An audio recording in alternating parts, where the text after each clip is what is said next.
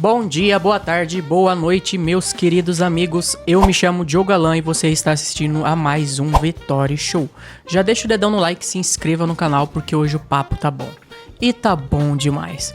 Mas esse episódio só foi feito graças aos nossos apoiadores, o Mambembe Produções Artísticas, o Auge Produções e o podcast Além da Emoção da minha amiga Rubiane, que nos proporcionou canecas personalizadas. Também quero agradecer a pizzaria Três Irmãos, que tem nos proporcionado pizza para poder comer durante as entrevistas.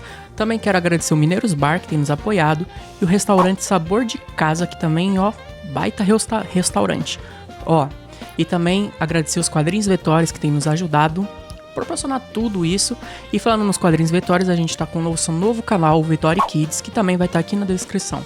Que é um canal infantil de heróis brasileiros, que pra quem tem criança, corre lá pra você aprender, mostrar pros seus filhos e tudo mais. E hoje, sem enrolação, a entrevista é com ele, que é escritor, escreve poesia, poema, escreve livros românticos. Ele é um verdadeiro artista, um verdadeiro lord, um verdadeiro cavaleiro. Estamos com ele, o Cavaleiro Veraldo Neto. Boa tarde, Diogo. Boa tarde, o pessoal aí, ó. O Christian, Matheus, Arthur e ela, uma fã aí que apareceu aqui para me prestigiar, a Gabriela. Muito legal, viu?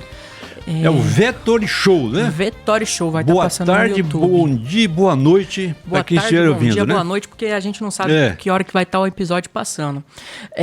Ô, Veraldo, vou te chamar de Veraldo, porque Cavaleiro, não sei, alguns me chamam de seu Verardo, seu Cavaleiro. Pode chamar de seu Verardo. É mais fácil para mim acostumar, que Cavaleiro vai, não sei. Mas então, quem é o Cavaleiro Veraldo Neto, além dos livros?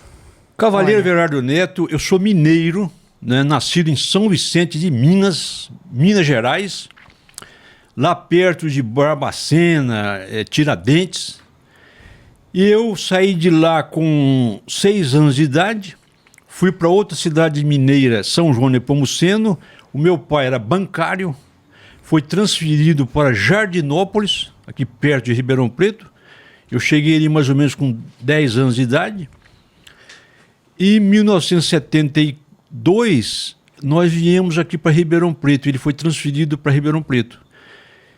Em 77, eu entrei para a Faculdade de Odontologia de Araçatuba, onde eu fiz o curso de odontologia.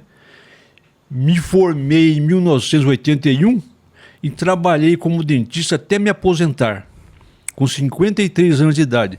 Mas durante todo esse tempo, a partir dos meus 16 anos de idade, eu já era poeta e já escrevia quase sem parar. Então, mesmo sendo um dentista ali, você já escrevia poema, poeta, poesia, essas coisas? Mesmo, eu entrei como dentista para a faculdade em 1977. E eu já tinha vários poemas publicados, feitos. E um ano depois, eu publiquei o meu primeiro livro de poesia lá como aluno de dentista, de odontologia. Qual foi o seu primeiro livro? O primeiro livro meu foi esse livro aqui, ó.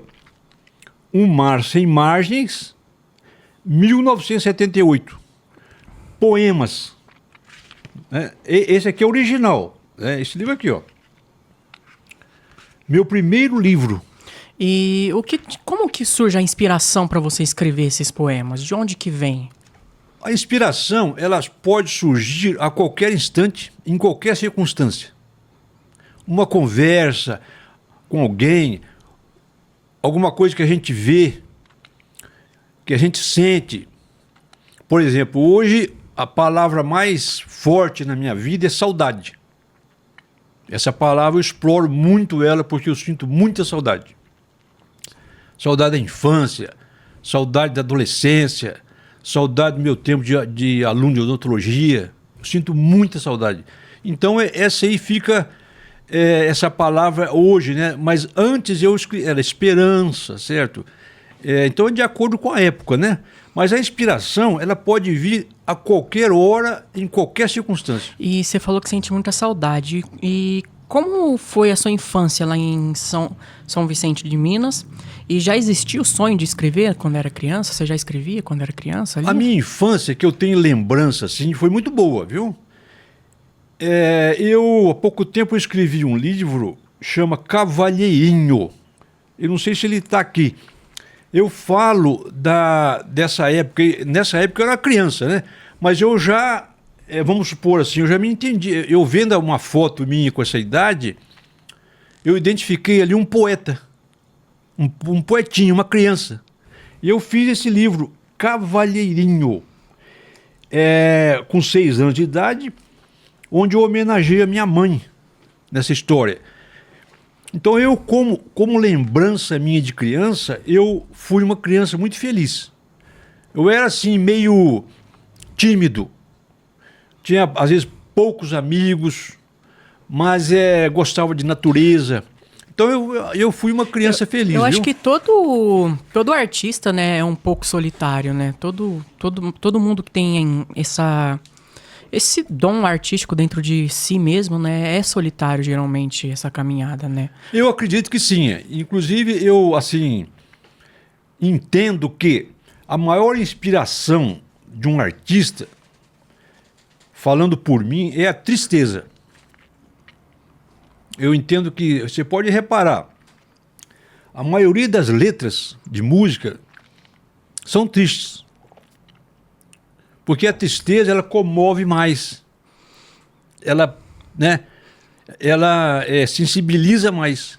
Isso é o que eu noto, né? Pode ser que estejam diferentes, né? Eu acredito que o artista, ele pega a sua dor e transforma em arte. Tipo o Van Gogh, por exemplo, que era um pintor. Ele passou por um monte de depressão, inclusive até se matou e tal. Ele pegou a sua dor e transformou em arte. Eu acho que é isso que transforma uma pessoa em artista. Você, no caso, você pegou sua dor, suas tristezas e escreveu em poesia. E como é pra você isso? É mais ou menos isso aí, viu?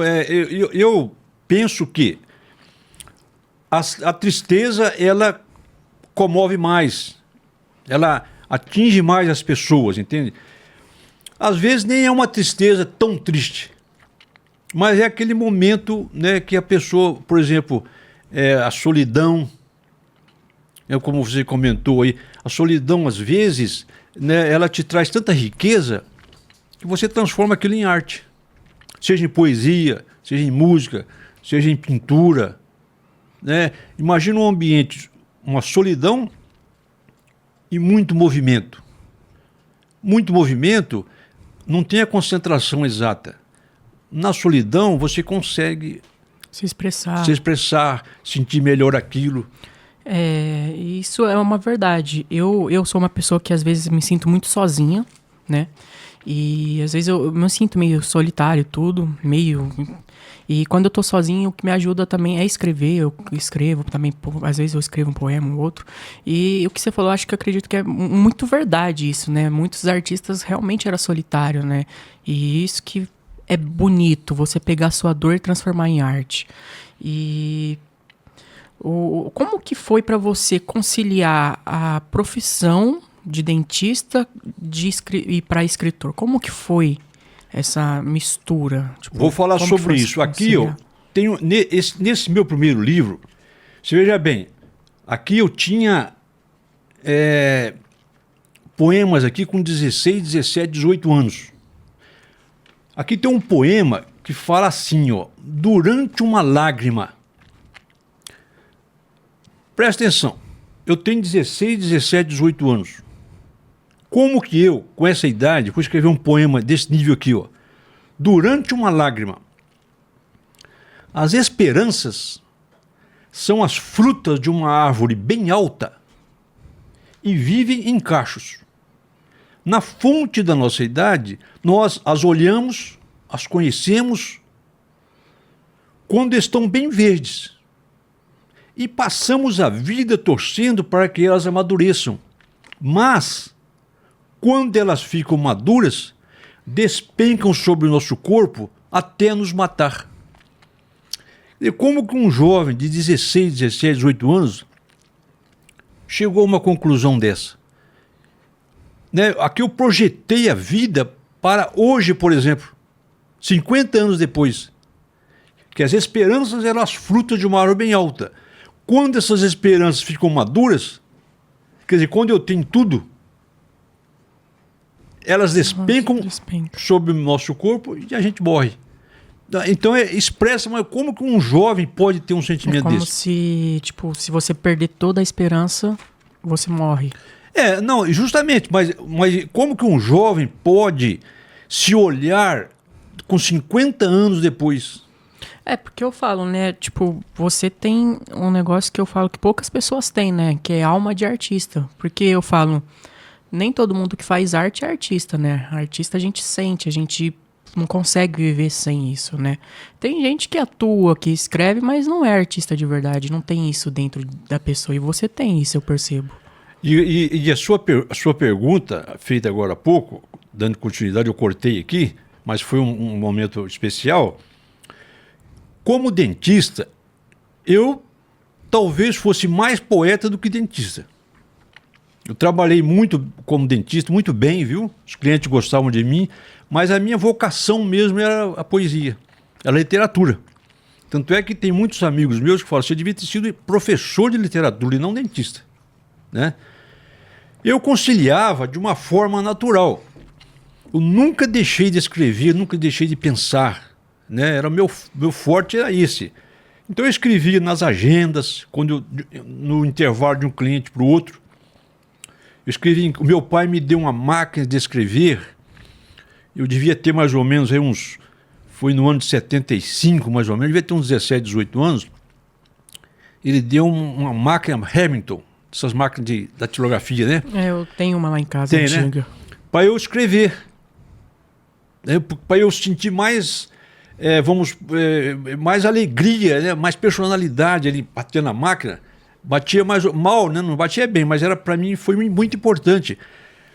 Escrevi então como dentista todos esses anos, né? Nunca parei de escrever.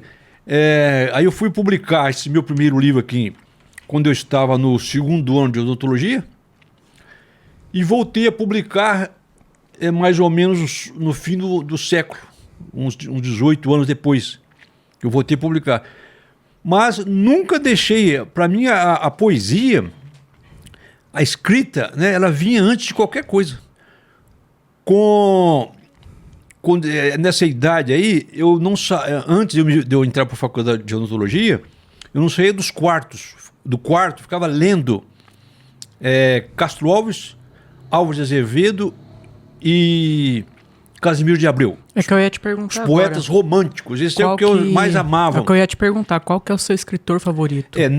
Nessa época aí, eu só curtia esses poetas aí. Romantismo, Castro Alves, Casimiro de Abreu e Álvares de Azevedo. Usava aquelas palavras donzela, do romantismo, né? Mas eu escrevi vários poemas nesse sentido, guardado em casa hoje, vários num baú lá. Estava comentando com ela aqui. Mas nunca publiquei, não. Esse poema estão lá, jogado lá. Depois eu parti para uma identidade própria. Então esses poemas meus aqui já são uma identidade própria. E você acha que hoje em dia falta um pouco desse romantismo que tinha antigamente? Eu acho que falta e muito, né? Porque, por exemplo, a mulher. A mulher é a maior beleza que Deus pôs na face da terra. É a mulher. A mulher deve ser tratada com carinho. Respeito, Ela amor. própria deve entender isso. Ela própria tem que entender que a beleza dela é única. Então, muitas vezes eu vejo isso aí passar do limite, entende? Então, antigamente, né, nesse sentido aí, era mais valorizado, né, o termo. Né, se você pegar um poema do Casimiro de Abreu, o Álvares de Azevedo, falando de mulher, a mulher para ele é donzela. Porque uma donzela hoje, né? Donzela é um termo até inadequado se usar hoje, dependendo do lugar. Dependendo do lugar. Inadequado. Se perdeu muito, né, do romantismo, até nas músicas você vê isso, nos filmes hoje, não tem mais aquele, tipo, eu te encontro na praça, hoje tipo, me passa seu Instagram, eu vou te seguir. Exatamente. Antigamente se trocava carta, era, vamos combinar me passa seu telefone, ou vamos se encontrar na praça. Hoje não, hoje me passa o Instagram. Hoje tá muito frio, né, é o que eu falo. E existe algum livro que tem um significado especial pro senhor? Eu tenho um livro que chama O Feijão e o Sonho. Esse livro ele trata da vida de um poeta. Inclusive virou novela esse livro. 40, 50 anos atrás teve a novela O Feijão e o Sonho. Por que é de Origens Lessa, é autor brasileiro. Por que esse livro me marcou? Porque ali é a vida de um poeta Campos Lara. Então, quando eu via a novela, essa novela passava às 6 horas da tarde. Mas eu tenho o livro. Eu não tenho esse livro mais, que eu acabei perdendo esse livro. Alguém pegou, mas eu tinha esse livro. O poeta Campos Lara. Eu me via nele. Impressionante. Era aquele autor, Cláudio Cavalcante, já falecido. Ele era o autor, o poeta Campos Lara. Então esse livro aí me marcou porque, para mim, ser poeta era algo máximo. Eu queria ser chamado de poeta. Olha o poeta, né? Então eu vi o poeta Campos Lara, eu ficava ligado esse livro, para mim, marcou minha vida nesse sentido aí. Você falou de poeta, eu me lembrou daquele filme Sociedade dos Poetas Mortos. Você já assistiu? Não assisti, não. Mas se não me engano, tem um livro também, tem uma peça de teatro. Acho que tem também. Que fala justamente sobre a poesia, né? Sobre poetas mesmo. Sociedade dos Poetas Mortos. É um filme muito bom, te indico. E durante toda essa trajetória, essa carreira sua, teve algum momento que você olhou pra trás e falou, tipo, não dá mais, quero desistir, não consigo mais? Teve vários momentos, né? Inclusive até hoje. Tem dia que eu saio de casa, eu paro lá num lugar e falo, vou parar com isso, não dá mais. Por quê? Devido à indiferença das pessoas. Então, praticamente todo dia eu desanimo. Mas todo dia também acontece alguma coisa que anima a gente. Em primeiro lugar, é o amor que eu tenho pela poesia. Isso é a alavanca principal. Eu amo a poesia. Então, aqui tem poemas que a minha vida está nele. Né? Tem poemas, letras que falam de coisas alheias, mas tem poemas também que falam de minha vida intrínseca. Muitas vezes eu sou feliz na poesia. Então, se eu fosse ver momentos de desânimo, eu já teria parado há muito tempo. Inclusive, ontem, por exemplo. Hoje nós estamos dia 4... Hoje é dia... 4 de junho, né? Hoje é dia ontem, 4. 3 de junho, eu resolvi falar, vou parar. Não vou suportar mais. Entendeu? Você sente que... Mas a gente continua por algum motivo. Você sente que a geração de hoje, eu vejo que elas não gostam muito de ler, a geração hoje em dia. As crianças, os jovens, as pessoas não gostam muito de ler. Você acha que isso tem atrapalhado na criação das futuras gerações e te atrapalhado também como escritor? Isso atrapalha totalmente. Não apenas o meu trabalho, o Brasil em si. Eu tenho um pensamento, que está num livro desse aí, que diz o seguinte: o país só cresce se as pessoas crescerem. As pessoas só crescem se lerem. Esse é um pensamento meu, está num livro aí. E outro pensamento: se o governo brasileiro viesse ao longo dos anos investindo em leitura, disciplina e educação, teríamos hoje nossa própria tecnologia e não seríamos escravos da tecnologia mundial. Então, a leitura que você perguntou aí é tudo o que o Brasil precisa, é a leitura. Então você acha que hoje está mais difícil ser escritor no Brasil? Sempre foi difícil, né? Inclusive pelo que eu ouço. Mas hoje acredito que sim, porque às vezes na rua, algumas pessoas falam, rapaz, você é livro, ninguém quer saber de ler. Você está... Eu sei direto. Você já escutou isso? Muitas vezes. O povo não quer ler. O brasileiro não gosta de ler. Eu ouço aí direto. Então, agora, quem que não gosta de ler? É o Brasil. China gosta de ler, Estados Unidos gosta de ler, Japão gosta de ler, e assim por diante. Então o Brasil não gosta de ler, mas ele fala isso de uma forma orgulhosa. Mas orgulhosa de quê? A única coisa que movimenta uma pessoa e um país é a leitura. Então hoje nós somos escravos de uma geração, de uma tecnologia. Então você pega um aparelho celular desse aqui, esse aparelho não cai do céu. Ele é feito por alguém que lê. Que leu e estudou. Ou estudou, ou lê ou estuda. Então o brasileiro não consegue enxergar isso. Entende?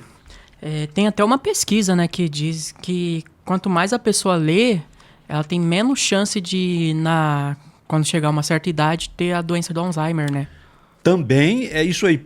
Porque a leitura, entenda bem, a leitura ela tem vamos dizer assim, duas importâncias. Primeiro, é o lazer de ler, entrar num livro, num romance e viver aquilo, né? Aquele romance, que história legal, né?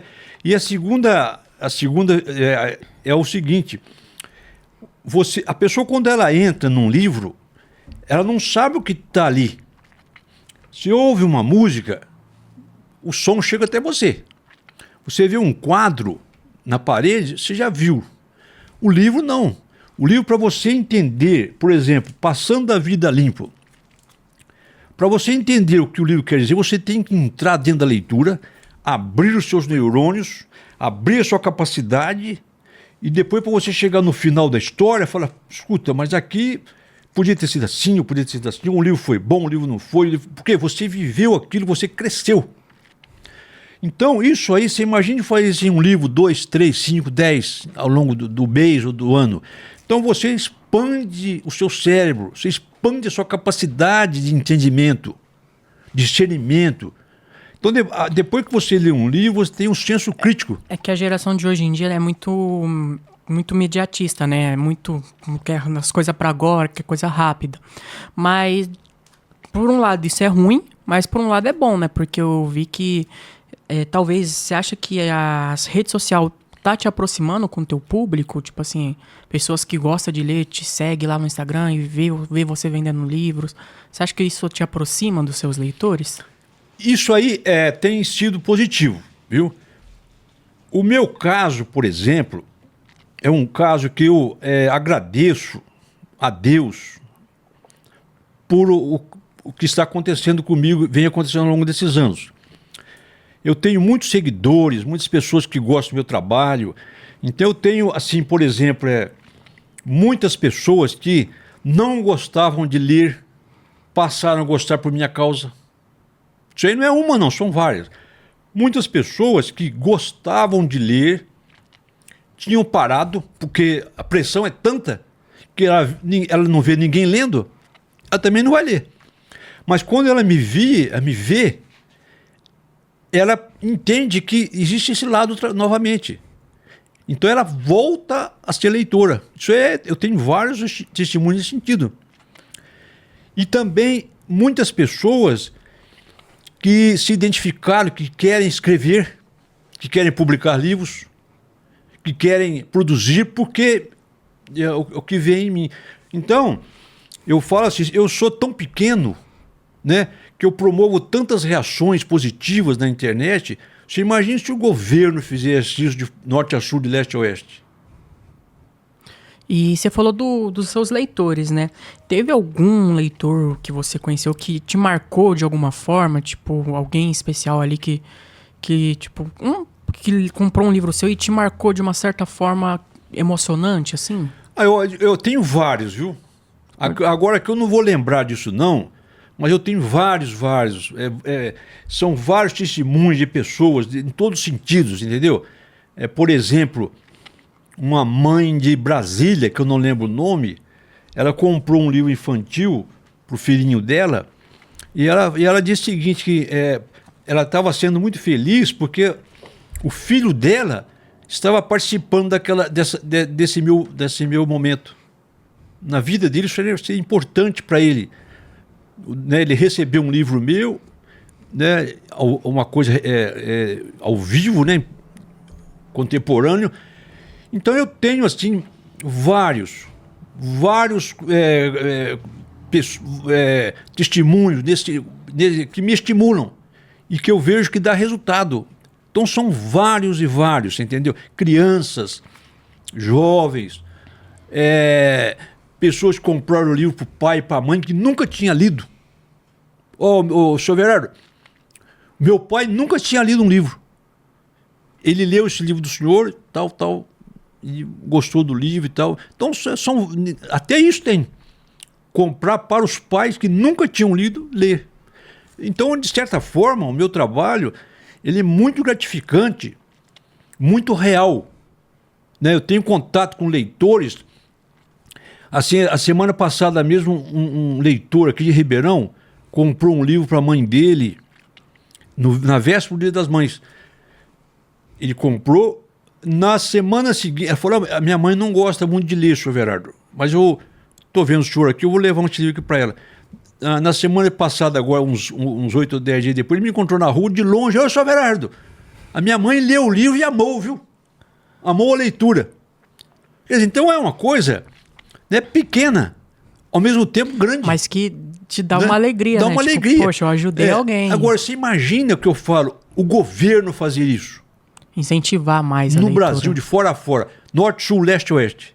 Você imagina? Ia ser... A consequência, como é que seria?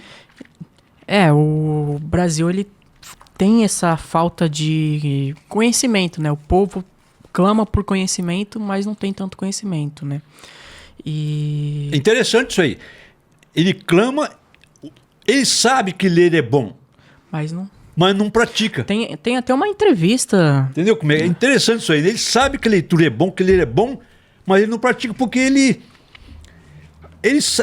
ouve toda hora, brasileiro não gosta de ler, brasileiro não gosta de ler, brasileiro não gosta de ler. Mas por que eu vou gostar de ler se eu sou brasileiro também? Tem uma entrevista que eu vi, antiga, com o pessoal o jornalista abordando o pessoal na rua e perguntando quantos livros você lia. Tinha gente que lia tipo uns 4, 5 livros por mês, assim. Eu falei, gente, olha como que era antigamente. Hoje o pessoal não consegue ler um livro num mês. E era nossa, falei, velho, olha como mudou. Que doido. E de certa forma é horrível, né? É horrível. Para a nação em si, o Brasil não tem identidade, né? E a única coisa que traz identidade para uma pessoa é leitura. O que você vai aprender? O que você vai aprender se não for através dos livros? Nós estamos na era de tecnologia, mas isso aí tudo é ciclo. Por mais que você pense, nunca o livro vai cair de moda, o livro em si. Porque isso aqui é fundamental na vida do país. As crianças não gostam de ler hoje. Inclusive, eu e o Christian, a gente foi numa feira recentemente, né? E a gente tava vendendo nossos quadrinhos, livro com imagem, colorida, tudo. E as criançadas olhavam... Mesma coisa que nada. Mesma coisa que nada. Infelizmente, se perdeu essa cultura da leitura. E a gente tem, como falei, tem os quadrinhos, né? E a criançada passava, nem olhava. Eu falei, por que tipo... Eu, na minha época, eu adorava ler revistinha em quadrinho, história em quadrinho. Aí agora a gente tem com os nossos heróis, que é brasileiro, proporciona esse entendimento da cultura brasileira e a pessoa tá nem aí. O brasileiro, eu acho que virou muito vira-lata, né, dos Estados Unidos. Exatamente isso aí. O brasileiro, entendeu? O povo brasileiro, quer dizer, entenda bem, ó, às vezes a gente não pode generalizar, né?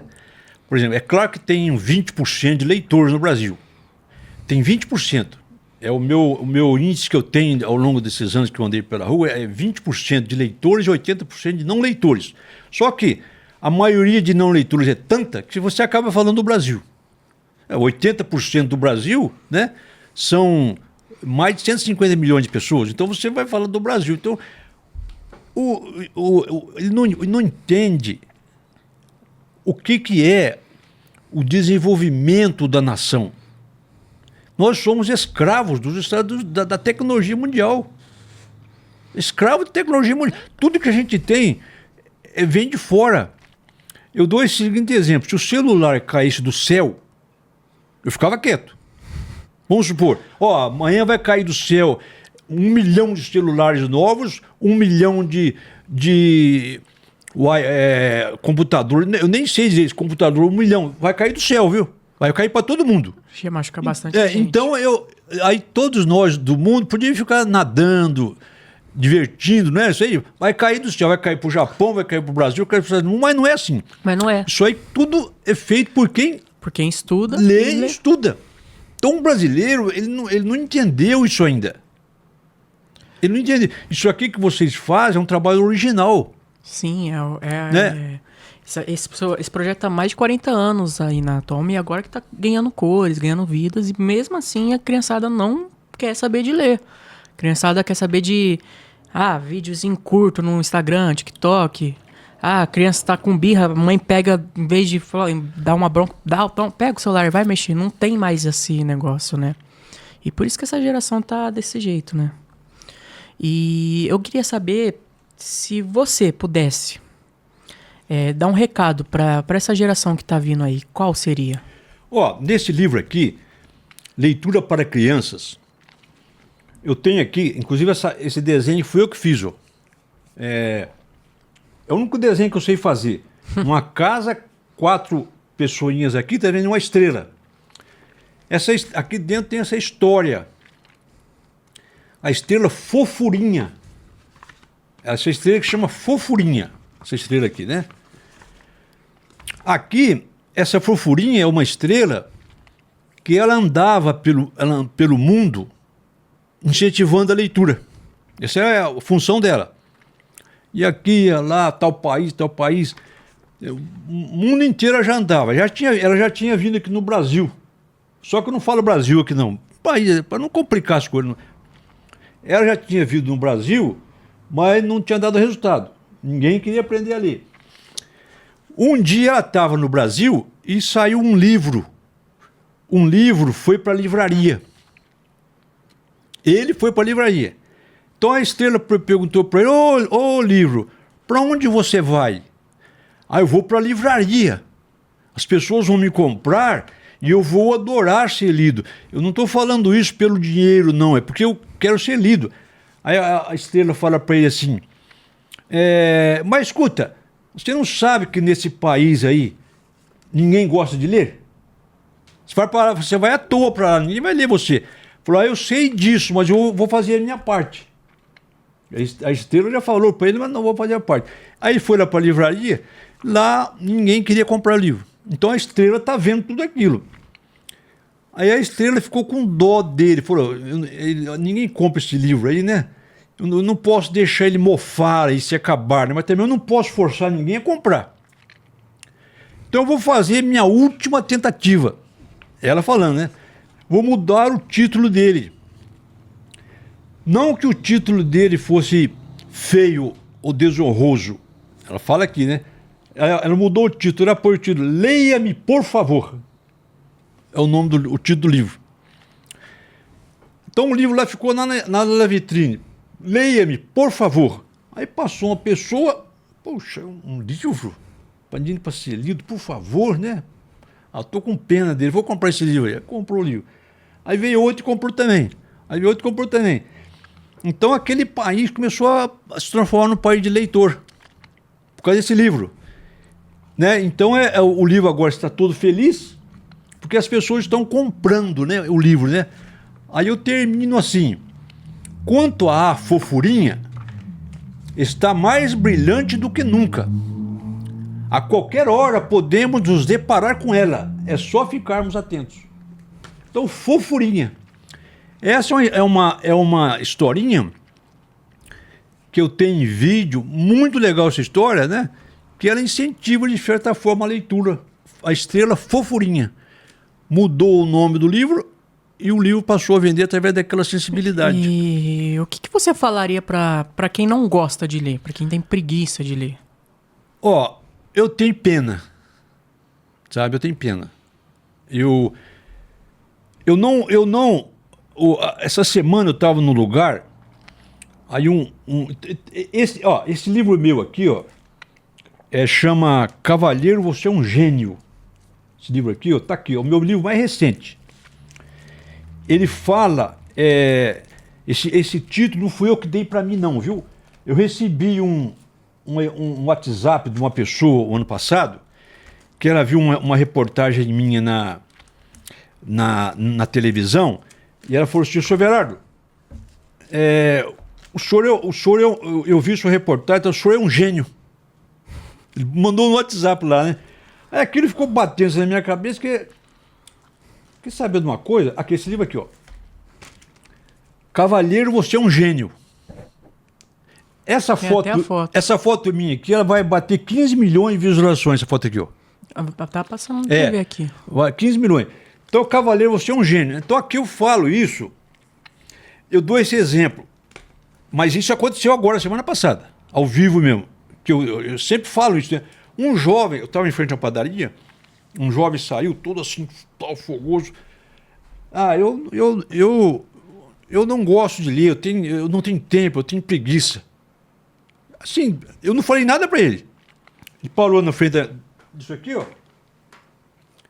Porque eu fico assim na rua, né? Que a sua cestinha com seu inclusive livro. os banners que eu tenho aqui. Olha lá, aquilo ali, ó. Olha lá, daquele jeito ali, ó. Então todo mundo vê que eu sou escritor. Livro de autor. Eu não gosto de ler, eu tenho preguiça. Né? Parou na minha frente aquele jogo. Se eu ficasse quieto, eu ia ser um mentiroso para mim mesmo. Se eu xingasse a pessoa, não ia virar nada. Não ia ajudar. Nada. Então o que eu falei assim, você não gosta de ler? Você não tem tempo? Olha, tá aqui nesse livro aqui, ó. Isso aí que é citado antes, aconteceu várias vezes. Mas aconteceu recentemente. Isso aí tudo é uma desculpa furada que você fala. Viu? Se você arrumar tempo, você vai achar tempo para ler. E se você começar a ler, você vai gostar de ler. Vai passar a gostar de ler. Começa a criar hábito, né? Vai criar hábito, você vai crescer. Aí que vem. E outra coisa, se fosse só você que não gosta de ler, não tinha problema nenhum. O problema é que 170 milhões de brasileiros são iguais a você.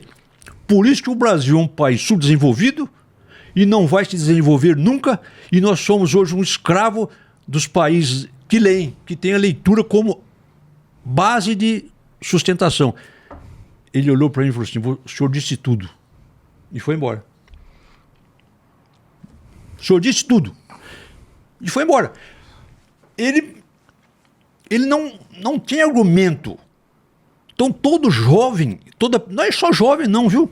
Adulto, toda pessoa que teme não gostar de ler, tem que ter essa resposta minha. Se fosse só ela, não tinha problema nenhum. O problema é que são 80% da população brasileira que não gosta. Então nós somos escravos de uma tecnologia. Então, que orgulho que você tem de ser brasileiro no sentido... Você só vê brasileiro... Escuta bem, eu estou falando brasileiro aqui, acabei de falar que 20% fica de fora, que são os brasileiros que... né? Mas, ao mesmo tempo, é tanta gente que você acaba falando o país inteiro. Então, nós somos escravos. Que orgulho que você tem de ser escravo. Tem até um videozinho na internet, né? Que é tipo assim, se você lesse um livro, como você mexe no celular. A pessoa tomando banho lendo, a pessoa lavando louça lendo. Porque não tem tempo para ler, mas tem tempo para ficar no celular toda hora ali. Exatamente, tem tempo para tudo. Antes não tinha celular. 10, 20 anos atrás não tinha celular. Mas também não lia. Não lia. Então agora é desculpa de celular. E assim vai, sempre é desculpa. Mas ninguém quer ler. E para quem quer começar a ler agora, tipo assim, exemplo, uma pessoa... eu via o podcast que eu conheci o senhor, eu quero começar a ler. Qual livro você indica e que conselho você daria para essa pessoa que está querendo começar na leitura agora? Isso é interessante também, sabe por quê? Um problema que eu entendi ao longo desses anos é o seguinte: o Brasil precisava mudar a forma de ele oferecer leitura. Porque, por exemplo, se uma criança de 8, 10 anos já não gosta de ler, se você dá para ela um livro de 300 páginas, letra número 12, aí que ela não vai querer ler mesmo. Então, por exemplo, esses livros meus, eles têm uma característica muito simples. Eles são curtos, fáceis de serem lidos e são escritos em letra 14, que é a letra maior. Então isso estimula a pessoa a ler. Ora, se você tem 8, 10, 15, 20 anos, você não gosta de ler, você pega um livro desse aqui, ó, A Mais Linda Flor, um romance, uma história infantil, por exemplo, A Menina e os Peixes. Um pai que lê isso aqui para uma criança que lê por si próprio, ela vai entender facilmente e depois que ela terminar, ela vai se orgulhar. Poxa, li um livro. Não importa se esse livro tem 500 páginas, ou 1000 páginas, ou 10 páginas. Ela leu o livro. Ela entendeu a história. A Menina e os Peixes. Aquilo, entendeu? Incentivo. Ela assimilou aquilo. Então os livros devem ser assim, mais curtos, menos complexos para esses públicos. Agora, se depois uma criança dessa aqui gostou da leitura, 2, 3, 5, quando ela tiver 15, 18 anos, ela vai ler livros que ela quiser. Ela vai lá na biblioteca, tem livros lá, 300 páginas, 200, ela vai amar a leitura. Então, para ela, tanto faz se tem 200, 300, 400 páginas, ela vai querer ler o livro, porque ela já criou o hábito da leitura. E um livro seu que você indicaria para quem quer começar a ler? Tipo assim, a pessoa quer começar a ler e você tem um livro, qual você indicaria dos seus livros aí? Esses livros meus, eu tenho assim vários estilos, entendeu? E esses livros meus, eles são assim fáceis de serem lidos. Por quê? Porque o modo que eu escrevo é um modo muito simples. Eu não uso palavras complicadas. Primeiro porque eu não sei palavras complicadas. Quando eu queria saber, eu vou olhar no dicionário, mas eu quase que eu não uso palavras de dicionário. Minhas palavras são mais do dia a dia. Então, eu tenho, por exemplo, livros infantis, né? Esse livro aqui, por exemplo, ele é ótimo. Eu falo isso não é só por mim. Leitor que já fala, esse livro aqui é fantástico, leitura para crianças. Aqui tem poemas e histórias para crianças. Então eu tenho os infantis, né? Meninos Peixes. Agora, por exemplo, O Taxista, que é um romance, que é outra coisa também, por exemplo, romance. Romance, eu falo romance, mas até criança pode ler. É romance porque é o estilo do livro. É uma história de amor, mas aqui não tem maldade, aqui não tem palavrão. Entendeu? Aqui, ó, uma criança de 8, 10 anos pode ler. É um romance Então, tradicional. um romance leve, coisa simples, entendeu? Então, por quê? Porque é o meu modo de escrever. E né? você falou que escreve livro de poesia, livros infantil, romântico e tal. Qual que é a categoria de livro que o público mais procura para comprar para ler? Isso aí, no final, acaba saindo todos. Porque, por exemplo, os infantis, muitos pais e mães compram para as crianças, né? Os infantis saem praticamente... leitura para crianças, A Menina e os Peixes, o outro ali tem Feliz Aniversário, eles saem bastante. Tem muitas pessoas que, por exemplo, vamos por aí, de 1000 pessoas, se 10 pessoas interessarem, olha a proporção, hein? Estou falando 1000 pessoas, se 10 interessarem, eu quero poesia, porque a minha placa tem ali poesia, poesia, crônica e romance. Tem gente que já chega de lá, eu quero um livro de crônica seu, que já leu na placa. Né? A plaquinha. Aquele banner, vendo o livro de minha autoria, poesia, crônica e romance. Então tem pessoas que já vêm, eu quero um de poesia. Então, no fim das contas, acaba saindo todos. Sempre, porque aqui, por exemplo, eu tenho 52 títulos. Eu sempre tenho 5, 10 de cada um. Tudo a pronta entrega. Vai acabando, eu vou pedindo. Então eu quero um romance do senhor. Então acaba saindo todos, entendeu? Os infantis, até religioso, sai religioso também. No fim eu estou sempre fazendo livros. Então depende muito mais. Os mais saídos são romances e os infantis. E quando surge essa inspiração pra você? Tipo assim, exemplo, é mais na parte da manhã, da noite, ou vem do nada, assim, A qualquer hora. Eu, por exemplo, nunca me preocupei em acordar de madrugada para escrever. Existe um termo aí que se usa muito, eu falo isso de forma muito humilde, é um tal bloqueio literário. Tem muitos autores que falam que tem época que eles têm bloqueios, não conseguem escrever. Eu nunca tive isso aí. Eu nem sabia o que era bloqueio literário. Por quê? Porque eu sou um escritor 365 dias por ano. Se eu não escrever hoje ou escrever amanhã, eu não estou preocupado. Eu não tenho preocupação se é hoje, amanhã. Se eu escrever um poema hoje, ficar 5, 10 dias sem escrever, não tem problema. Sou o mesmo poeta. Então as inspirações... Não muda, né? Não, Você não, continua. não, faz tempo que eu não escrevo nada, entendeu? Isso aí não passa por mim.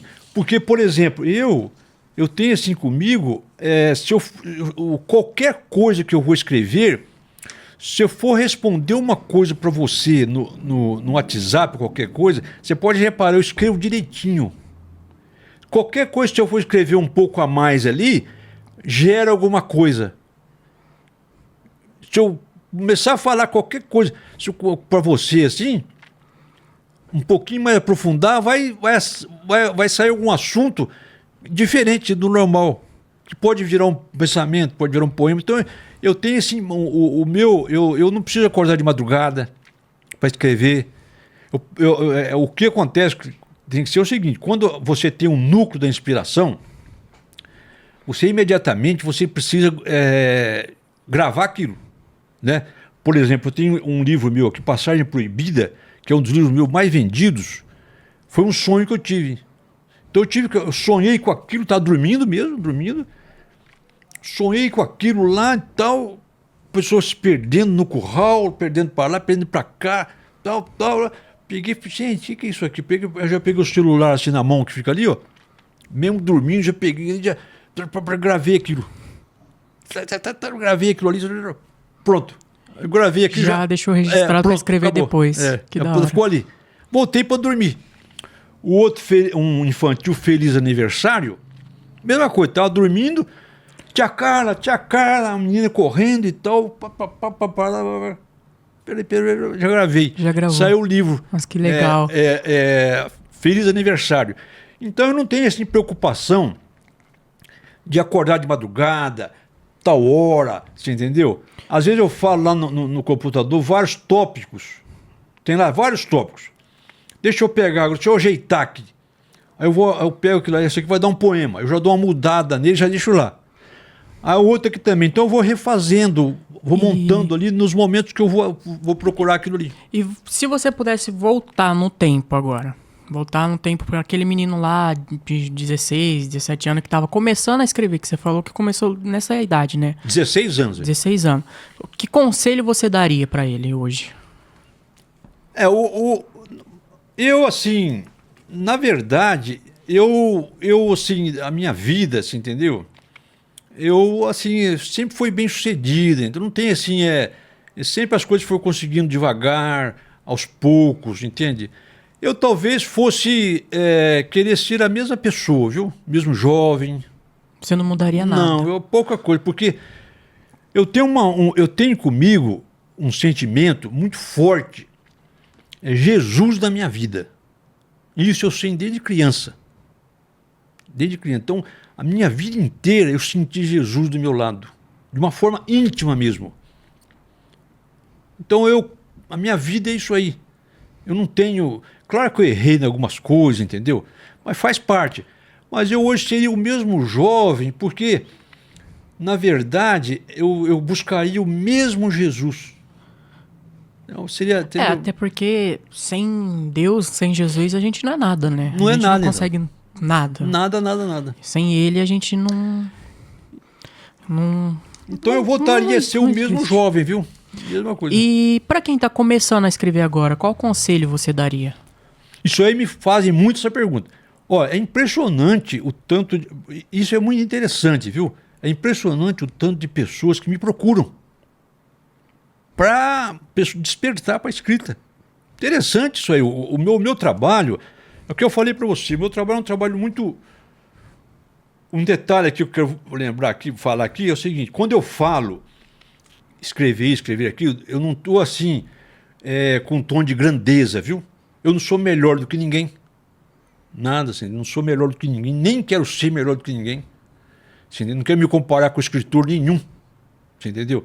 Existe escritor fantástico no Brasil.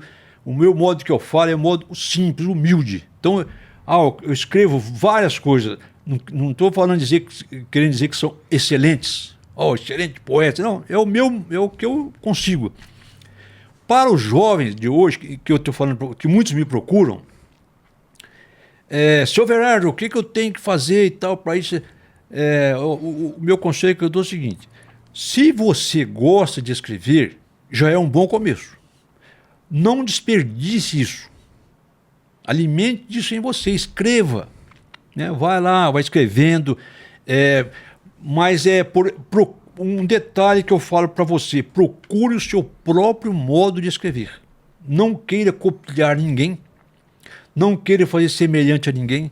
Procure o seu modo. Você vai se desenvolver o seu... Por exemplo, você lê um livro meu, você identifica completamente o meu modo de escrever. Mas eu nunca não me preocupei se está agradando ou não. Está agradando, é o modo que eu sei. Então você não se preocupe com o seu modo de escrever. Vá aprimorando, vá pegando experiência, né? Mas mantenha esse sonho. E não se preocupe também em fazer poemas longos. Vou fazer um poema de 20 versos que vai impressionar. Não, às vezes um poema de um verso já impressiona. Às vezes é só uma frase, ele já impressiona. Só de colocar para fora aquilo que você está sentindo. Né? No livro que você for publicar, não se preocupe que vai ter 200 páginas. Se fizer um livro de 40, 50, 60 páginas, tá bom. Então, esses são os conselhos que eu dou. Gostar do que escreve, procurar o seu próprio modo de escrever, que é importante, e no momento oportuno publicar um livro, mas sem se preocupar que esse livro tem 200 páginas ou 300 páginas. É um livro que você deu o recado, tá bom. Você acha que escrever de certa forma é uma forma de terapia? Porque que nem, exemplo vou dar o meu exemplo. Quando eu tô mal, quando eu tô triste, deprimido, eu geralmente gosto de escrever o que eu tô sentindo, aí eu faço lá eu escrevo lá, e aquilo me ajuda de certa forma. Você acha que é uma forma de terapia escrever também? É um extravasamento, né? É o que eu falei antes aqui para vocês. Tem poemas aqui dentro que a minha vida está nele. Tem poemas aqui que tem textos aqui que às vezes ali está a minha conquista está ali. Às vezes eu não conquistei na vida real, mas no livro eu conquistei. Mas no livro você conquistou. É interessante isso aí, né? O bom do livro é que você pode chegar a lugares que você nunca imaginou que chegaria. Tipo, exemplo, tem gente que gosta de ler livro de histórico e tal. Eu já não gosto muito, eu gosto de livros mais fantasiosos, porque eu já vivo na realidade. Pra que eu vou querer ler um negócio real? Eu quero imergir num negócio, numa história que eu, imaginar. Isso é muito bom para os artistas em geral, ator também, que tá começando. Tipo, a gente que faz teatro, no teatro a gente tem uma regra que a gente fala assim: leia, mas leia mesmo, porque ator de teatro tem que ler, e ler muito. E falando no teatro, você já pensou em pegar uma dos seus livros, das suas histórias, e transformar numa peça de teatro? Isso aí eu penso, mas isso aí não é o momento, nem sei se vai acontecer. Isso aí depende de muitas coisas, né? Ou pessoas que se interessem por fora, né? Outras, tem histórias aqui legais, entendeu? Mas isso aí é uma consequência, né? Se vai acontecer ou não.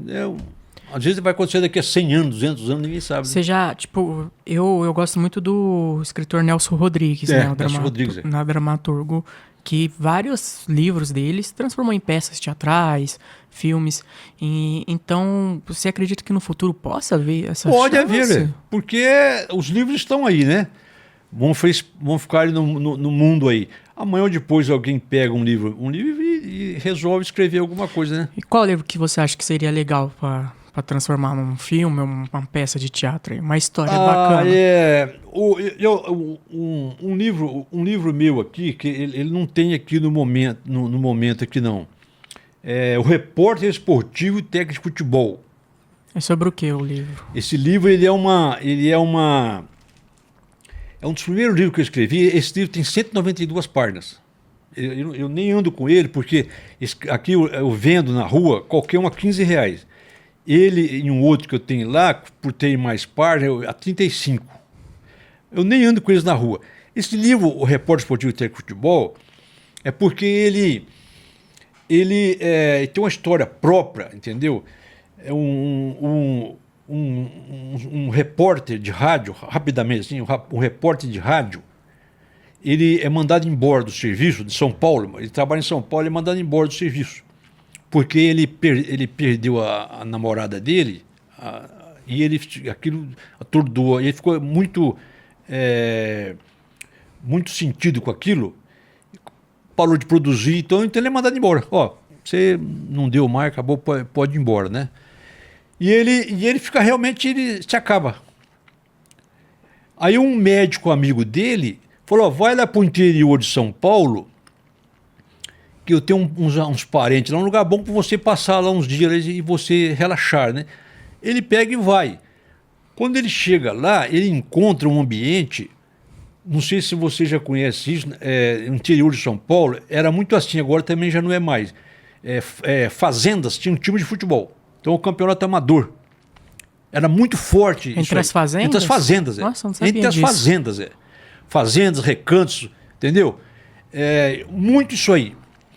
Então ele chegando lá, ele vê esse movimento aí, o futebol amador, né?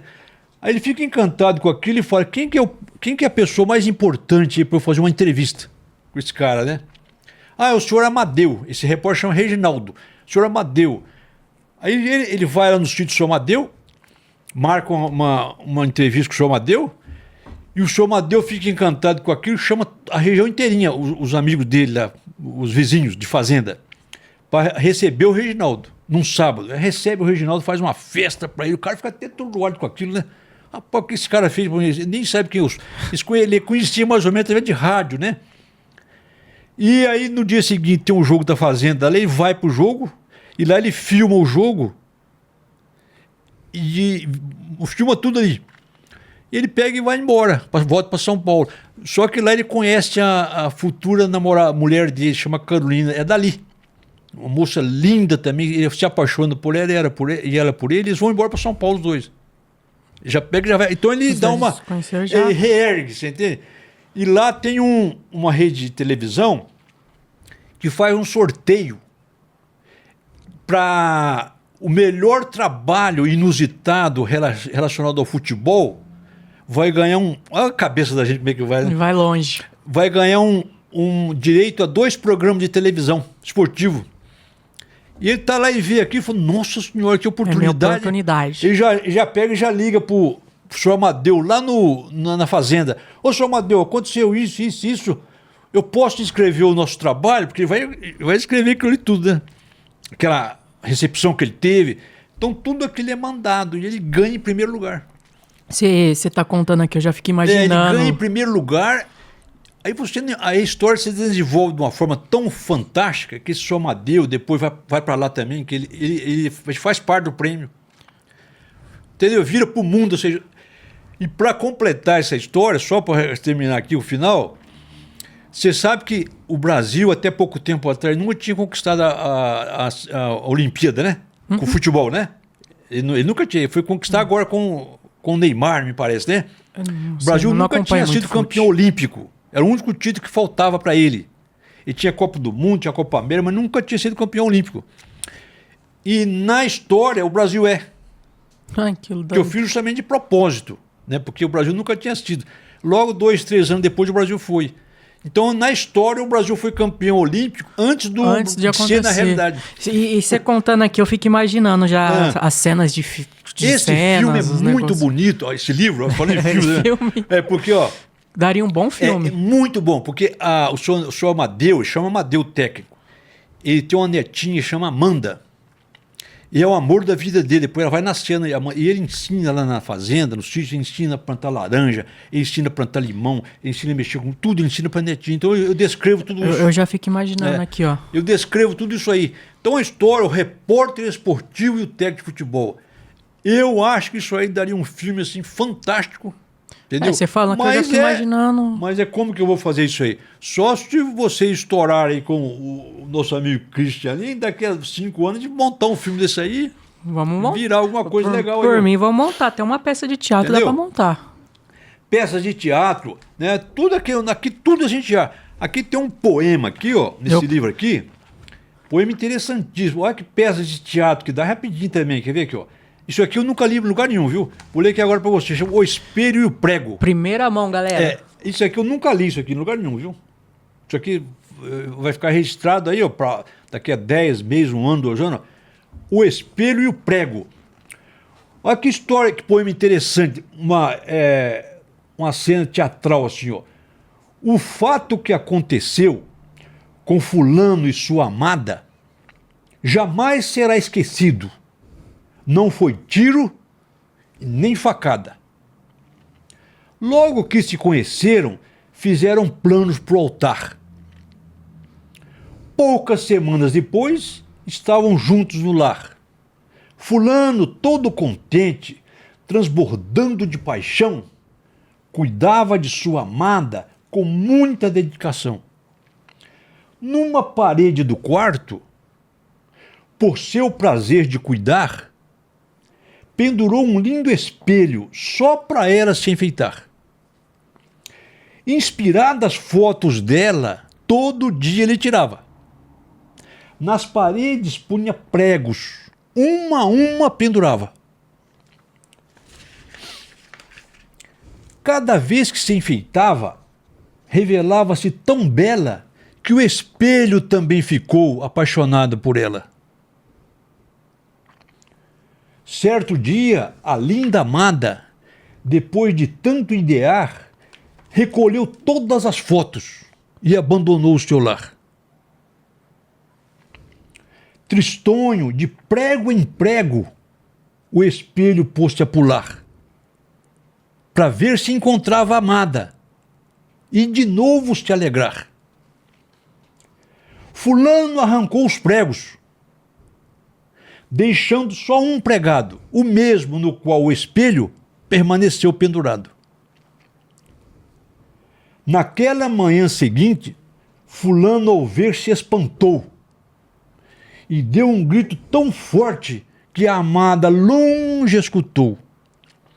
O espelho estava caído, ensanguentado no chão, com o prego todo cravado em seu pobre coração. Nossa. Olha que, né? Olha que poema. Dá uma boa... Não é porque eu fiz, não. Dá uma boa... O espelho e o prego. Nossa, dá uma boa... Que poema, né? O espelho ficou apaixonado por ela, eu não encontrava mais ele, arrancou o prego e dá um... ele se matou porque não encontrava mais ele. Olha como que você vai ter uma inspiração dessa aqui? Olha, dá pra fazer um monólogo, você... fazer Exatamente, um monólogo teatral ali. Nossa. Isso aqui, eles falam que é um alto que fala, que dá um teatro. Eu vou... outra coisa, por exemplo... Eu vou apresentar um monólogo, vou apresentar pode esse monólogo. O poema, ele nunca sai na hora, viu?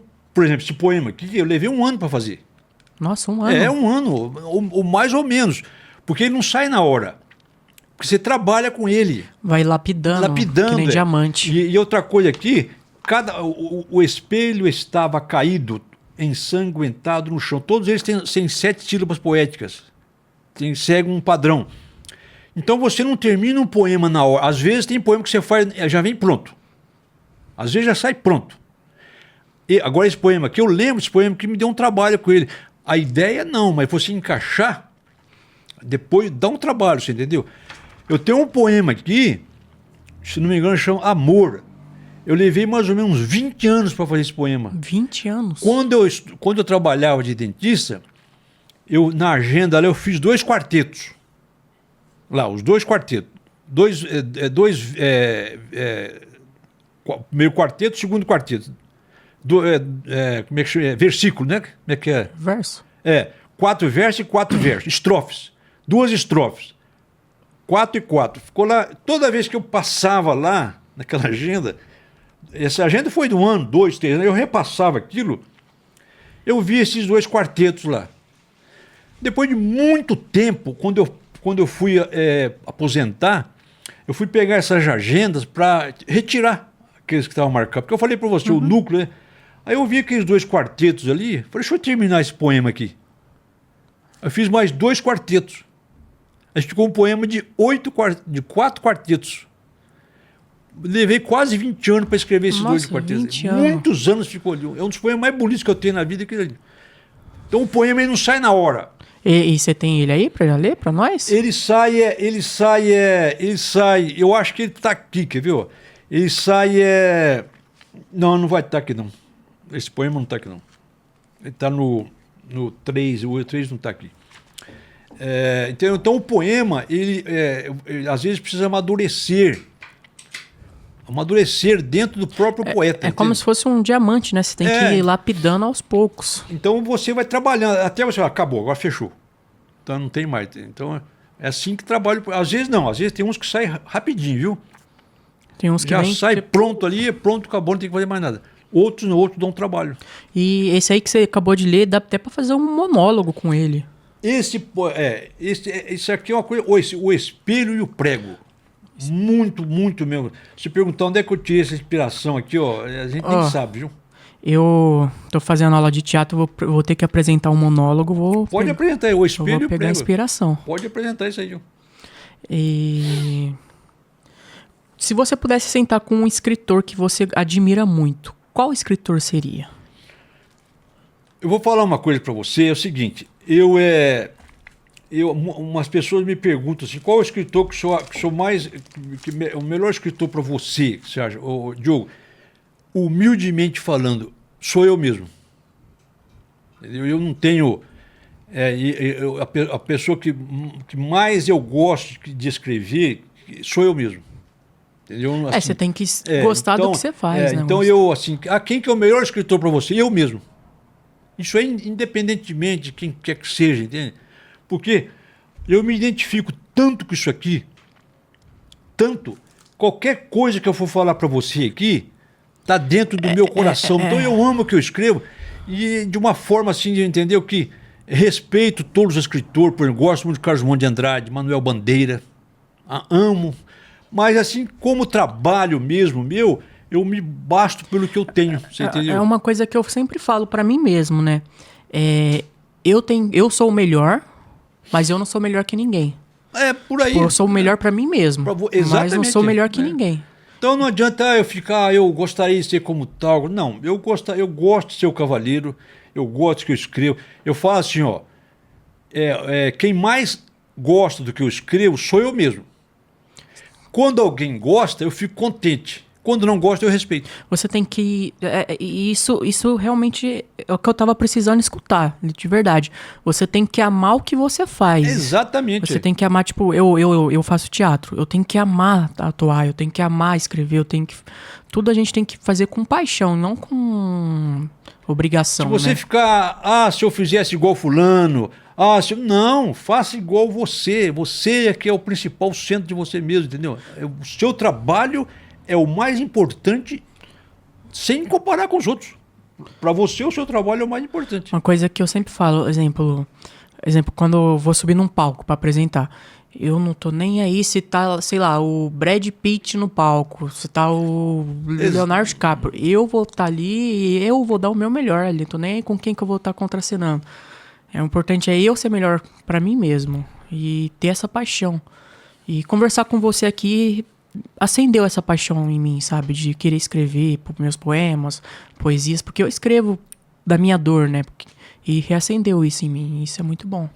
É uma coisa que só você tem, você entendeu? Então você tem que respeitar o que você sente e respeitar o modo que você escreve. Então você se basta. Agora, outras pessoas existem, né? For ver quantos escritores tem, mas não importa. O importante é o que você é e tem e é capaz de oferecer para você próprio.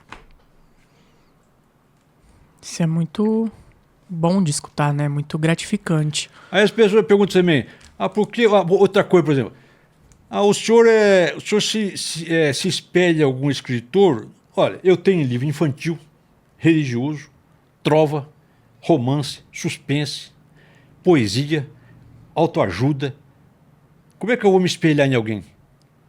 Você tem várias variedades ali. Vários estilos. Como que eu vou me espelhar em alguém? Entre essas várias variedades, qual que é o que você mais gosta de escrever? Eu sempre gostei da poesia. De poesia. O primeiro que eu gostei sempre foi poeta. É o que Eu sempre me imaginei como poeta. Se eu tivesse ao longo da minha vida escrito aí 8, 10 livros de poesia, eu ficaria satisfeito. Mas eu fui, vamos dizer assim, como eu andei muito pelas ruas, o Diogo, eu fiz isso aqui, ó. Tá vendo aqui, ó? Mais de 10 anos, ó. Tá vendo aqui, ó? Ô, Christian, aqui, ó. Propaganda atrás do livro, ó. Mostra aqui pra câmera. Câmera aqui, ó. Tá vendo aqui, ó? Ó. Isso é cada espacinho desse me dava R$10. Quando o espaço era duplo, R$20. Então eu conseguia aqui, ó. 10, 20, 30, 40, 50, 60, 120, 160, R$200. Eu conseguia aqui, ó. Aí eu mandava rodar um tanto de livros. Então, isso aqui eu fiz durante muitos anos da minha vida. Ribeirão Preto, Araraquara e Jales, que é a cidade que eu frequentava. Isso aqui, uma vez eu fiz um cálculo superficial, eu acho que eu já entrei em mais de 8.000 estabelecimentos comerciais ao longo desses anos. Porque eu parei de ser dentista, eu abandonei, eu aposentei, fui viver em função disso. Eu saía pelas ruas feito um doido, a pé, saía lá do Jardim Paulista, vinha parar aqui, nesse lugar aqui, quantas vezes passava disso aqui, o Ribeirão Preto inteirinho. Eu entrava em lojas pedindo marcas, entendeu? Mais ou menos 4.000 fizeram comigo, essas marcas aqui. Então isso aqui, eu tinha R$200 na minha mão, eu mandava rodar um tanto de livros. A gráfica fazia isso aqui para mim, ó. Aí depois eu voltava na loja, era combinado isso. A pessoa só me pagava quando eu voltasse lá com o livro pronto. Não recebi antes. Porque a minha honestidade é tão grande que eu não precisa pagar agora não. Para a pessoa nem duvidar de mim. Quando eu voltar daqui a 30, 40, 50 anos, que eu nem sabia quantos livros, porque ela ficava por conta da gráfica. Vou voltar aqui com os livros, o senhor vai me dar os R$10, se fosse 20 o caso, e a pessoa não tinha direito ao livro. Eu falava isso aí antes, se quisesse comprar, R$5. Então a pessoa me dava R$10, umas compravam. Então eu já deixava ali o livro. Isso aqui eu fiz durante muitos anos, entendeu? Para poder ter o meu trabalho em mãos e sem gastar nada. Para eu poder, vamos supor assim, tinha mês que eu trabalhava com 4 contracapas. Você põe aqui são 20, 80 marcas. Nossa. Num mês. Tinha mês que eu trabalhava com 4 contracapas. Entendeu?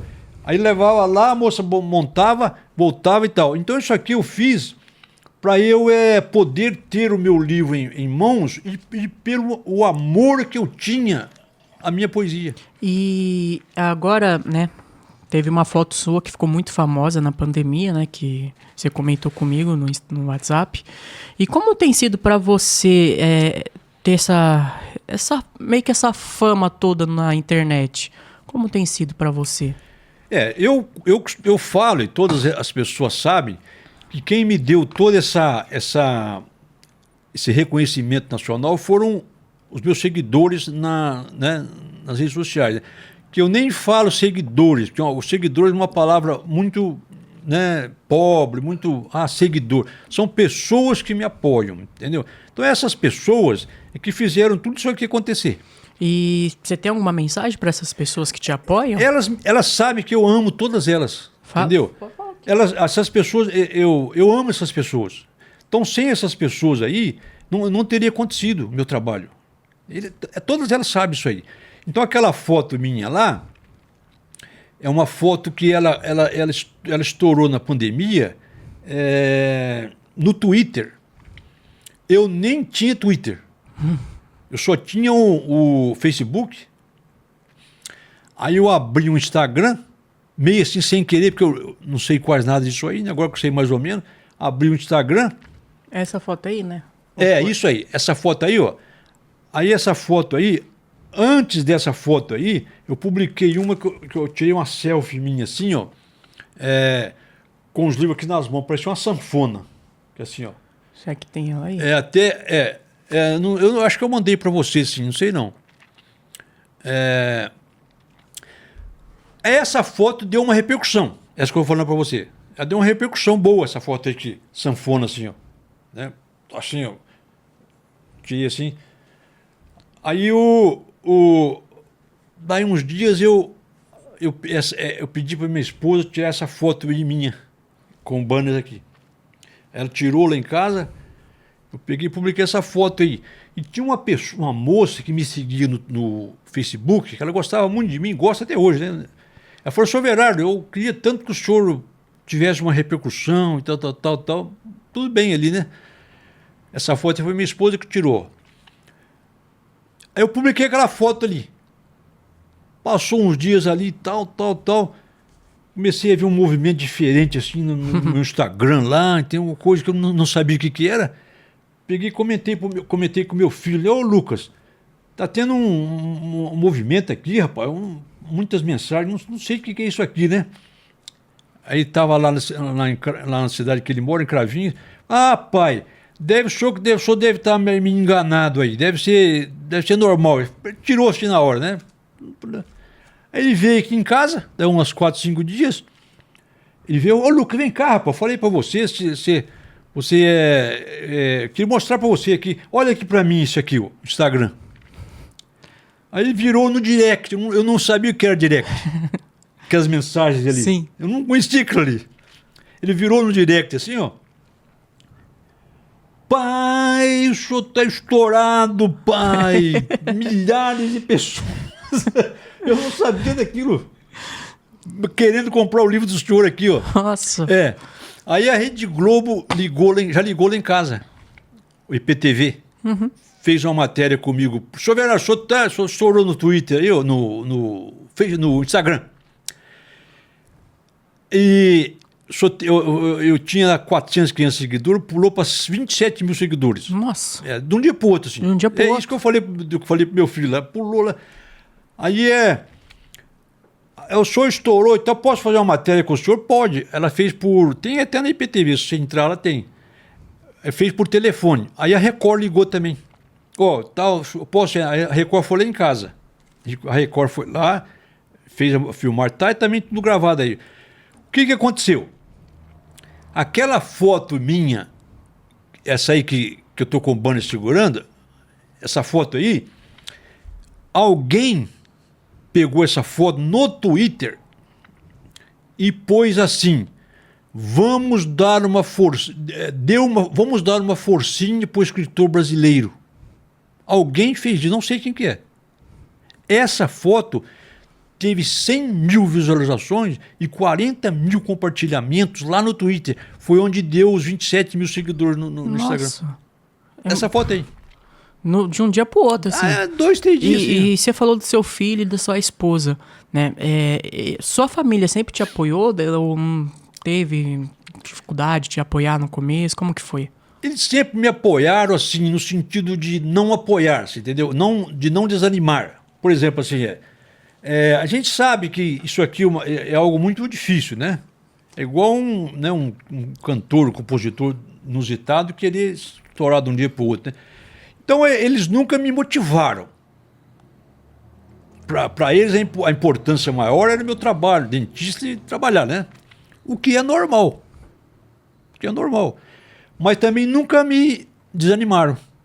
Nunca me cortaram. Então, eu fazia tudo isso aqui de uma forma, assim, consciente, até depois desse certo tempo aí, foi um pouco meio assim perigoso, porque eu parei de trabalhar, né? Eu larguei. Você tinha a sua renda fixa e largou tudo para correr atrás do seu sonho. Eu parei de trabalhar. Para correr atrás do sonho. O meu filho precisou se manter por conta própria, a minha esposa precisou também dar aula lá num lugar para ela, porque eu parei de ter minha renda. Até então eu ganhava como dentista. De repente eu passei a não ganhar. Eu ganhava um pouquinho que eu ganhava, era dessas contracapas que eu montava. Eu pegava R$200 de cada contracapa, dava R$800. Então ali eu já tinha um dinheirinho para mim. E depois que eu vendi os livros, então eu dava um trocado ali pouquinha coisa, mas para mínimas coisas. Mas né? já dava pra... Mas essa época foi meio assim chata lá em casa, porque eu sabia que eu estava num momento delicado, você entendeu? Que eu sabia que lá em casa estava faltando as coisas. Mas mesmo assim Eu você sabia persistiu. disso aí, entendeu? Eu ganhava muito bem como dentista. Eu tinha minha carteira, eu tinha 20, 30 cheques pré-datados. Ganhava muito bem como dentista. Trabalhando honesto e sério, né? De repente, aquilo ali não tem mais. E como que foi? Qual a sensação que você sentiu, tipo assim, de largar aquilo que te dava estabilidade pra viver do seu sonho, viver da poesia? Então, foi um momento, O que uma você fase, sentiu ali? até hoje, entende? Por exemplo, hoje eu sou aposentado com salário mínimo. Você entendeu? Não pago aluguel, meus filhos são independentes, graças a Deus, estão bem. Então, por exemplo, isso aqui, a pessoa me pergunta, o que você ganha com isso aqui? Olha, eu vou falar a verdade para você. Eu vendo um livro desse aqui por R$ 15, eu ganho, não estou perdendo. Mas, por exemplo, o que eu ganho com isso aqui, assim, eu explico mais ou menos, eu pago remédio, padaria, eu gosto muito de comprar pão, comprar essas coisas, remédio. Então eu sempre estou ganhando um pouquinho. Mas, por exemplo, por quê? Porque eu não tenho luxos maiores, certo? Eu não bebo, não fumo, não gasto com rua nada, essas coisas. Nunca frequentei bar, nunca. Sou uma pessoa concentrada, certo? Então, o meu gasto é que eu falei, remédio, padaria.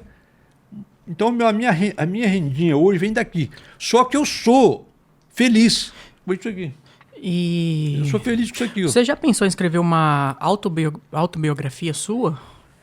Isso aí é uma ideia que surge, entendeu? É uma ideia que vem alimentando há um bom tempo, que muita gente pede, né? Uma hora vai sair, né? Porque essa história minha essa história é muito forte. Um bom livro. Muito mesmo. Entendeu?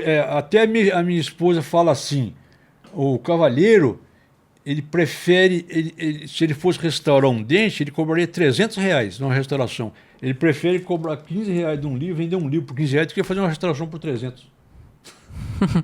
Né? Eu poderia fazer uma restauração de R$ 300, 400, fazer um implante R$ 2.000. Não, sou capacitado para isso. Mas se eu ganho um troquinho que eu ganho num livro desse aqui, me deixa feliz. Porque você tá... talvez mais do que se eu estivesse fazendo um implante. Porque você tá, de certa forma, no dentista você ajudava a pessoa com dor de dente e agora você tá ajudando a pessoa com algo mais valioso, de outra forma. Dentista tem muitos aí na Ribeirão, né? Agora, um trabalho igual ao meu já é menos. Então, quer dizer, eu sou feliz com o que eu ganho. Porque eu não sou de gastar, você entendeu? O resumo é esse. Eu me faz muito o bem maior vender um livro do que, às vezes, uma restauração do que eu poderia fazer. Mas foi uma época difícil, viu? Porque a gente sabia que né, a importância ao dinheiro, né, está na sociedade. Acho que todo artista passa por isso, né? Esse momento de dificuldade, de luta.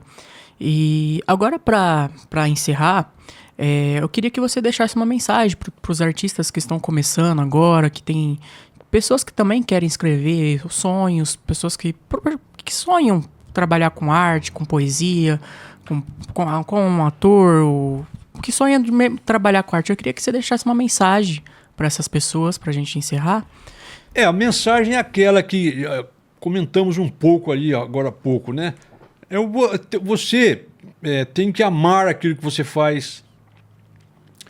Você tem que se realizar antes de tudo, né, com o que você faz. Assim, a realização.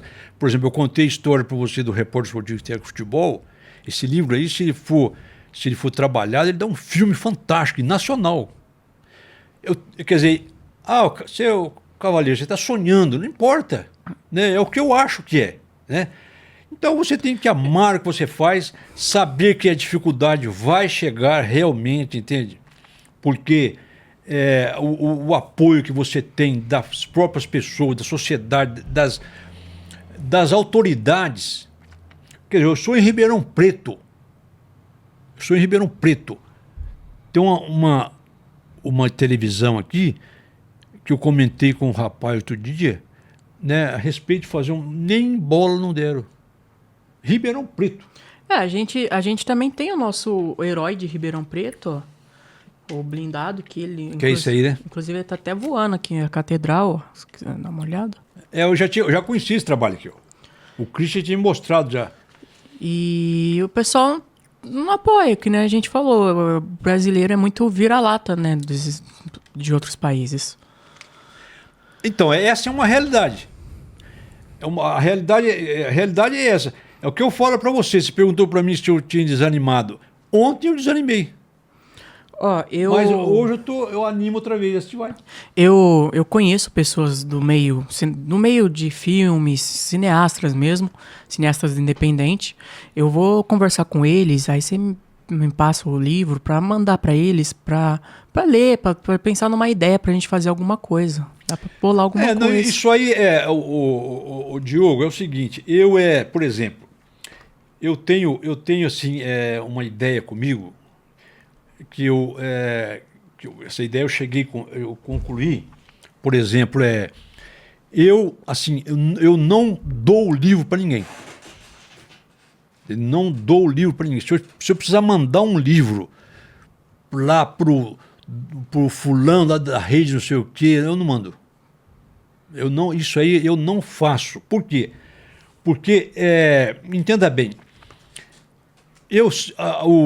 a experiência que eu tenho é o seguinte: se você fizer essas coisas, você se rebaixa demais. Uhum. Se rebaixa demais de um tanto, você entendeu? Então você, por exemplo, se passar aqui na minha frente agora o dono da TV, ele não sei se eu não dou. Eu não dou para ele. Mas, tipo assim, pra gente contar a história e fazer, você libera, no caso. No caso, assim, tipo, se eu chego e falo, ó, a gente quer adaptar um livro. A pessoa tem que se interessar. Não, isso eu estou falando de uma forma geral, porque, por exemplo, a pessoa tem que se interessar. A pessoa tem que. Não adianta, por exemplo, você pegar uma revistinha dessa assim e dar para os outros. Não adianta. Porque isso é o meu modo de ver. Você fazendo isso, você está se rebaixando. Você está se negando diante da pessoa. Você fala, por favor, leia isso aqui. Não é por aí. Por exemplo, o clima tem que ser criado de uma tal forma que alguém venha até você. Certo? Alguém vem até você. Por exemplo, eu ganhei agora, recentemente, o título Cidadão Ribeirão Pretano. Ganhei esse título, nunca imaginei de ter esse título. Um vereador que eu não conhecia o vereador Juninho Dedê, me viu na rua, me procurou, falou, senhor Verardo, foi lá em casa, com a chefe dele lá de gabinete, com o advogado dele, conheceram meu trabalho, ficaram admirados de ver meu trabalho. Compraram 10 livros, vou indicar o senhor para Cidadão Ribeirão Pretano. Já fui indicado, já ganhei e vou ganhar agora a solenidade. Então, quer dizer, ele veio até mim. Você entende? Me vindo na rua. Uhum. Então, eu acho que... Mas, tipo assim, se fosse pra liberar uma história sua pra virar de um personagem seu pra virar um filme. A pessoa tem de conhecer a obra. Isso. Certo? Tem de conhecer a obra. Eu gostei do seu livro, vou montar. Tudo bem, é outra história. Agora, a gente, por exemplo... Não, isso aqui eu falo até em termos do modo geral. Você tem que valorizar o seu trabalho. Então, se você der um livro para uma pessoa, a pessoa... Você achar que ela vai... ela trabalha na rádio, ela vai ler o meu livro, vai destacar, vai nada. Ela não vai fazer isso aí. Ela vai pegar esse livro e vai jogar lá na casa dela, nem vai ler. Ela vai jogar esse livro num canto lá qualquer, talvez dê para os outros. Agora, se ela comprar o seu livro, valoriza. Ela vai chegar em casa, à casa dela, eu paguei R$15 desse livro com o senhor Verardo. Deixa eu ver se valeu a pena. Ela pega, abre o livro e lê. Entendeu como é que é? Olha, valeu sim, viu? R$15 bem empregados. Gostei do livro. Porque ela, você entendeu? Se eu desse o livro para ela, aquilo lá está dando livro para os outros, a impressão que ela tem agora. Então você evita essas coisas. Alguém um dia que quiser chegar, o senhor Verá tem uma história, vamos ver tal, essa história dele aí procura, a gente vai ver o que faz aí. Não sei se você entendeu a minha posição. Mesmo antes de tudo isso aqui, eu não dou livro para os outros. Eu nunca dei livro para os outros. Agora você me deixou um pouquinho numa situação complicada, porque eu ia te dar uma das nossas quadrinhos, né? Aqui é um caso diferente, né? Aqui é um caso diferente, porque aqui... por exemplo... que a gente sempre entrega para os nossos convidados uma revistinha. Aqui é uma situação, vamos dizer assim, diferente, única. Certo? Aqui é única, é diferente. Agora, por exemplo, eu não posso dar um livro, por exemplo, porque o livro tem custo, tem a própria dificuldade de você ter o livro. O livro acabou, eu vou lá mandar fazer, até fazer esse livro é difícil fazer, não está pronto lá. Então a gente tem que dar o valor ao produto que a gente tem. Né? Pensar que você vai dar um livro para alguém e alguém vai valorizar aquilo ali, a não ser que seja uma pessoa... bem assim, vamos dizer, dentro de um padrão cultural, né, que você sabe o valor que ele vai dar para você, na situação ali, pode ser que tenha essas exceções, né? Não é tudo generalizado, assim, pode ser que tenha as exceções. Mas dar um livro para os outros, isso aí eu aprendi, né? Isso aí não está mais no meu modo de ver. Não. Porque todo convidado que vem, a gente dá uma revistinha, né, para eles. A gente deixa a pessoa escolher qual herói que ela quer. Inclusive, pode escolher, fica à vontade, qual desses aqui que você quer, que a gente dá de brinde para a pessoa. Isso é um padrão que você proporcionou aqui. Interessante, porque aqui você está numa situação, se vamos dizer, única, uma situação momentânea que não vai se repetir. E quem está aqui, por exemplo, conhece o seu trabalho, respeita o seu trabalho e vai interessar de uma forma honesta, né? Isso. Agora, por exemplo, você conhece vamos supor, um radialista. Eu vou dar um livro aqui para o rapaz ali da rádio ali, que ele vai ler meu livro. Não vai fazer isso aí. Isso aí você pode esquecer que ele não vai fazer isso aí. Ele não vai valorizar. Não vai valorizar ele. E como que as pessoas podem te achar nas redes sociais? Falam as pessoas, o Instagram, que é o principal, né? Verardo Cavalheiro, né? Que é o inverso do meu nome, né? Cavalheiro Verardo é o meu nome. O Instagram é Verardo Cavalheiro.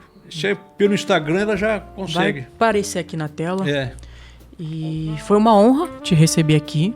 E foi uma honra mesmo, foi muito gratificante, porque eu tava precisando dessas palavras, né, de ser apaixonado em fazer aquilo que você ama, e eu tava precisando escutar isso, de verdade. E foi uma honra te receber aqui, foi uma honra porque eu sei que deve ser correria, porque você tem que vender seus livros ali, você tirar um tempo para poder estar aqui com a gente, foi uma honra te receber. Eu quero agradecer, de verdade, e eu agradeço a sua presença aqui e agradeço também vocês que ficaram até aqui, assistiram até o final. Se você ficou até o final, significa que você gostou. E se gostou, deixa o like, se inscreva no canal, compartilhe esse vídeo. Segue a gente nas redes sociais, segue o Cavaleiro também nas redes sociais, que vai estar tudo aqui na descrição. E é isso, eu agradeço de mais uma vez. E eu agradeço vocês também. Eu me chamo Diogo Galan. E ficamos aqui. E nos vemos no próximo Vettori Show.